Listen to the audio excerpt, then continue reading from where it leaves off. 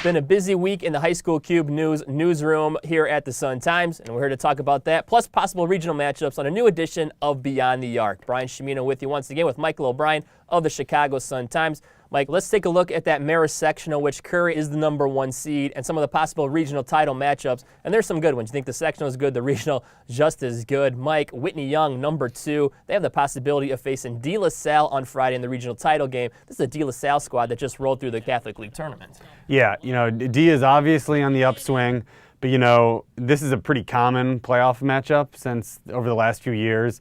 And, D just hasn't been able to do it with much more talented teams against much less talented young teams. So I think Young's a pretty strong favorite in that one. Here he comes. And we're still trying to find out what Simeon is. And on the regional title game Friday, they might face off with a Stag team who was in and out of the rankings at the beginning of the year, or a motivated Richards squad. Coach Geppetto announced he's stepping down at the end of the year. They could face off with Simeon. Yeah, Josh Meyer from Richards went nuts, had like 42 points on Friday night. A lot of times you will see high school big men all of a sudden, in March, finally, of their senior year, figure it out.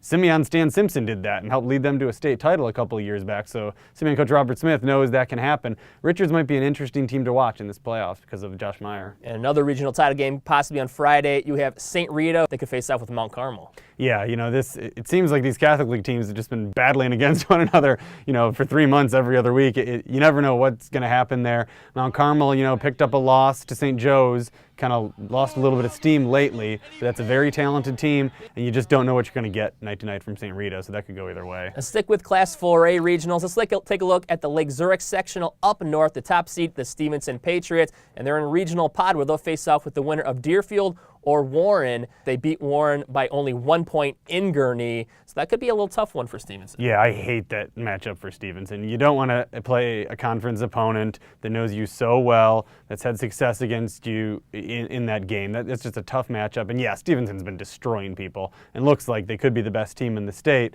but all it takes is one night, and if anybody can pull it off, it's this Warren team that's been kind of bothering people all year.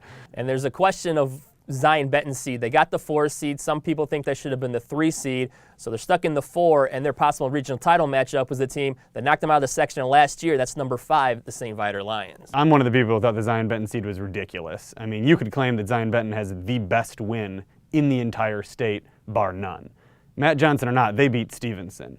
I mean, that was an impressive win. It's not like Zion Benton has a lot of letdown games or anything. So this is going to be one heck of a regional final, no doubt.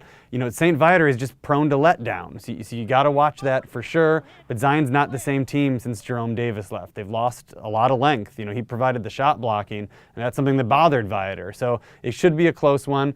I'll go with Malik Yarborough, though, and Zion Benton. Sticking in Class 4A for one more, we got to take a look at Larkin. They're probably the favorite in that Elgin sectional, but their regional is pretty ridiculous. They might face off with Elgin in the first game, and then they have to face off with St. Charles North, who's hot. That's 2 of probably the best teams in that sectional. Yeah, it's a horrible draw. Going through the brackets, I don't think anyone, Marist sectional, Lake Zurich, whatever sectional you want to talk about, has a tougher draw than Larkin. They have to play their arch nemesis rivals, Elgin. And that is just, that game always, regardless of talent, it always comes down to the last minute. That's going to be just a really, really difficult game. Then they could wind up, as you said, with St. Charles North at St. Charles North. And you saw what St. Charles North did at Pontiac. They're capable of playing with the Simeon and Curies of the world. Yes, they're also capable of some letdowns, but that's just a horribly difficult 2 games for a team that would have been a #1 seed pretty much in a normal sectional in that area. Oh, there's that second flush. Let's take a look at a couple of the possible regional matchups in Class 3A, Mike. Let's take a look at the Westinghouse sectional where Fenwick, the #3 seed, they're in the Farragut pod, and then we have to face Farragut. Yeah, that is going to be a weird, wild, fun game. Maybe where I might head on Friday. I haven't made up my mind yet, but Fenwick at Farragut is an odd one for sure. Farragut is, for those who don't know, it's one of the toughest places to play in the city, and that school plays as hard as any team in the entire state. An interesting side note, Fenwick coach Rick Malnati and Farragut coach Wolf Nelson are actually very good friends.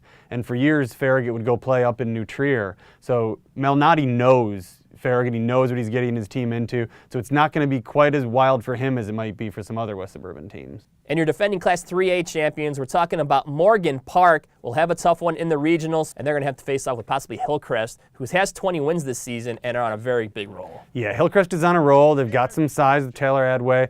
They're definitely much improved from earlier in the year. They were ranked to start the season, then they got trounced pretty badly by a couple teams at Proviso West, but they're on the rebound.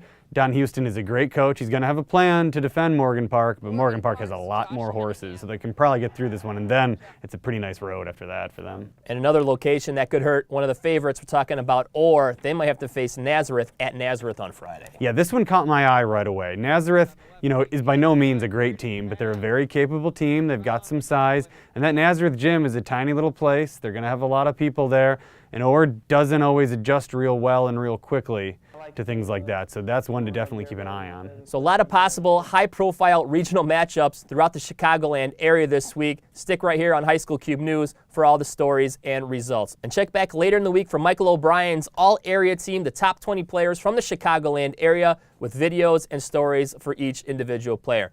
For Michael O'Brien, I'm Brian Chimino. We'll see you guys next week.